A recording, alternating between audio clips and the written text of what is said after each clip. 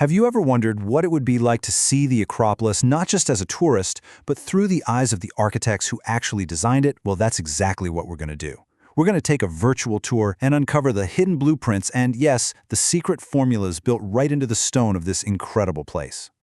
I mean, look at them. These aren't just piles of rock. They are absolute masterpieces of engineering and art. So what were the builders thinking? What kind of secret design rules were they following? Let's dive in and find out together. Now, to really get what makes the Acropolis so special, we can't actually start in Athens. It might sound a little weird, but first we need to understand the basic DNA of a Greek temple.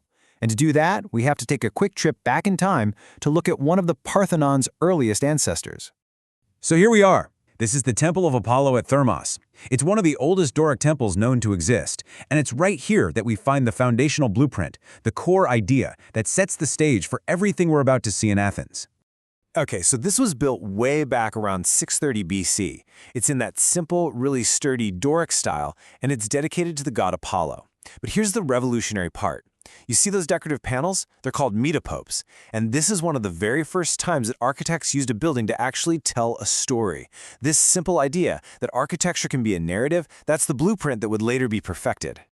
All right, with that basic blueprint in our back pocket, we can finally head to Athens. It's time to climb that iconic hill, the one that has defined the city for, well, millennia. So what does Acropolis actually mean? It's way simpler than you might think. It just comes from two Greek words, akron, meaning highest, and polis, for city. You put them together and you get the city on the height. It's the perfect name for a sacred fortress that looks out over everything below. And you really can't overstate its significance. It is, without a doubt, the most complete and absolutely breathtaking ancient Greek complex still standing in the world. It's just this perfect storm of incredible planning, art, and history all rolled into one. We're getting close now. We're approaching the main entrance. But you have to understand, this isn't just a gate. No.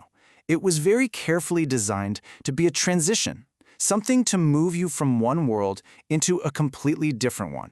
This huge ceremonial entrance is called the Propylaea. It was designed by an architect named Meniscles, and it serves this incredibly important symbolic purpose. Just try to imagine walking through this gateway. With every single step, you are physically leaving the noisy, bustling, everyday city down below, and you are entering the quiet, sacred sanctuary up on the hill. The architecture itself was the threshold, literally separating the world of mortals from the realm of the gods. Okay, we're inside, and now we get to the crown jewels of the Acropolis. We're talking about its two most famous temples, and even though they're right next to each other, you're about to see they could not be more different. And of course, we have to start with the star of the show, the Parthenon. This massive marble temple was built to honor the city's patron goddess, Athena. It's pretty much the symbol of classical Greece. Its beauty is just legendary, right? But that perfect visual harmony, that feeling you get when you look at it, that's not magic, it's math. The architects, a team named Ichthynus and Kallikrates, used a surprisingly simple formula to create what a lot of people consider to be a perfect building. And it all comes down to a single number, 8. The Parthenon was designed with 8 columns across its front. Just remember that number, because in the formula, it's our key variable, which we'll call n. Okay, here's the formula they used. 2n plus 1. So you take n, which is our 8 columns from the front, and you just plug it in. 2 times 8 is 16, plus 1 gives you 17. That's it. That simple bit of math decided that the sides had to have exactly 17 columns, and that created a proportion that is just famously pleasing to the human eye. Now, let's compare the Parthenon to its neighbor, the Erechtheion.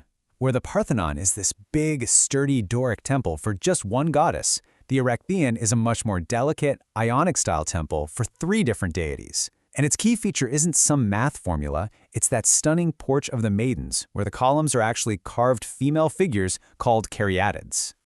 Our tour is almost over, but there was one last structure we have to see. It's a really famous landmark that sits right on the slope of the Acropolis, but it's holding a secret that I think is going to surprise you. This is the Odeon of Herodotus Atticus.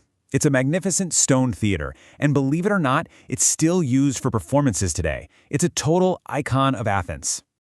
So an Odeon was basically an ancient concert hall, a theater designed for music. But the real secret of this building isn't what it was used for, it's how old it is. Check out these dates. The Parthenon, its construction starts in 447 BC, right at the peak of classical Greece. The Odeon, sitting right next to it, wasn't finished until 8161. That is a mind-boggling gap of over 600 years. So here it is, the big secret. This iconic Greek theater, it isn't Greek at all. It's Roman. It was built centuries later by a wealthy guy named Herodes Atticus, and not for the gods, but in memory of his beloved wife. It's basically a Roman love letter written in stone, sitting right at the foot of an ancient Greek sanctuary. From sacred formulas to Roman surprises, the Acropolis is just this incredible layered masterpiece. It really makes you stop and think, you know? These structures have been telling stories for over 2,000 years. So the real question is, what are we building today that will carry our stories just as far into the future?